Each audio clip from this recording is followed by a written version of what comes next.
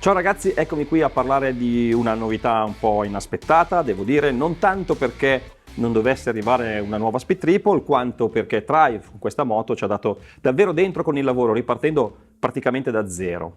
Ve ne parlo da qui, dal mio bellissimo garage, come potete vedere, situazione un po' arrangiata perché sono in partenza per un test e visto che le novità stanno arrivando a valanga non ho avuto il tempo, ho dovuto preparare i testi e non ho avuto il tempo di registrare il video in studio, ma ci tenevo a farlo comunque perché questa moto secondo me è molto interessante più che altro per gli enormi passi avanti che ha fatto. Speed Triple, già il nome è di quelli pesanti, soprattutto per Triumph che a questa moto deve gran parte della sua fama. Per chi non lo sapesse, la prima Speed è datata 1994, 3 cilindri, ovviamente 885 cm3, faro tondo. Una moto che ha contribuito non poco alla definitiva consacrazione della Triumph di John Bloor, creandosi anche l'aura di moto hooligan grazie anche alle pubblicità molto aggressive volute da Carlo Talamo, che allora importava le Triumph, anche oltre alle Harley. Non c'erano ancora gli occhi da pazzo, quelli sono arrivati dopo con l'indimenticata T509, moto di cui possiamo dire che la nuova Speed è la discendente più o meno diretta. Lo è indubbiamente per i richiami allo stile, ma va detto che con la Speed precedente, la 1050, la 1200 non ha in comune proprio niente, nemmeno un bullone.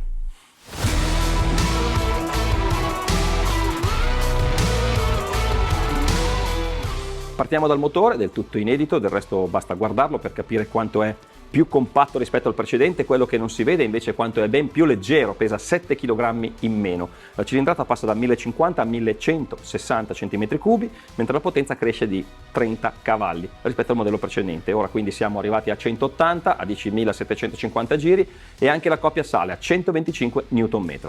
Non siamo al record di categoria, lo sappiamo, è vero, ma con questo balzo la Speed si piazza nella zona caldissima del segmento delle Maxi Naked, segmento in cui peraltro nel 2019, nella nostra comparativa, la trovate qua sopra, aveva ben figurato anche la moto che oggi le lascia spazio, la 1050 RS. Tutto questo però restando fedele alla filosofia da moto stradale che l'ha sempre contraddistinta. Cosa vuol dire? Che in pista ci si può andare? Sicuramente sì, ma non è una street fighter, quindi non ha quell'attitudine sportiva di alcune delle sue concorrenti.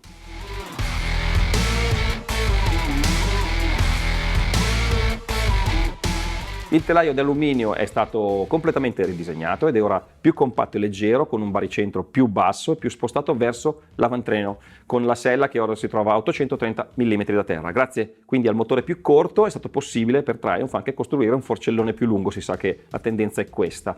L'interasse però resta invariato, 1445 mm, che è molto compatto in questo segmento.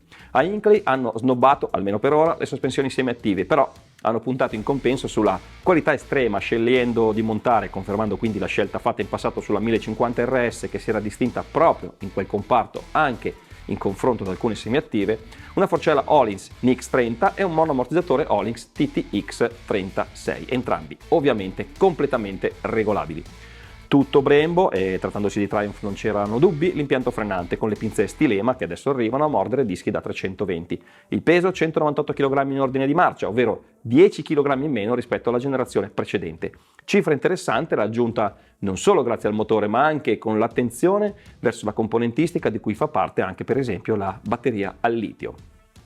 Tutta nuova anche l'elettronica, ovviamente perché lì non ci si ferma praticamente mai, con la piattaforma inerziale a fare da supervisore a tutti i controlli gestiti da 5 Riding Mode, Rain, Road, Sport, Track e Rider, quest'ultimo completamente personalizzabile, chi usa Triumph lo sa. Il cruscotto è un TFT da 5 pollici e finalmente ha una grafica che mi piace perché le ultime proposte fatte da Triumph non è che fossero proprio il massimo, ma ora mi sembra che si siano rimessi giustamente in carreggiata.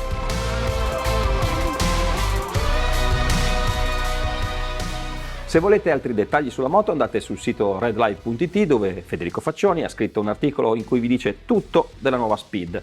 A me non resta che dire bentornata Speed, ti stavamo aspettando. Il passo avanti fatto sulla carta è davvero molto consistente, non vediamo l'ora di provare la moto e da questa piattaforma è logico che potremo attenderci anche altri progetti da parte di Triumph. Triumph è una casa che merita perché i progetti ingegneristicamente sono sempre davvero impeccabili, lasciatemelo dire, e soprattutto gli inglesi hanno una vera e propria mania per la componentistica di qualità, non scendono mai a compromessi e questo non è davvero poco. La Speed conferma questa filosofia perché ha freni, sospensioni e anche pneumatici davvero di primo livello In più adesso promette un livello di performance che la piazza in top class nel segmento delle maxi naked, il che rende i 17.600 euro richiesti una cifra interessante, anche perché per Triumph, lo sappiamo, i prezzi sono sempre all inclusive, spazio per optional poco.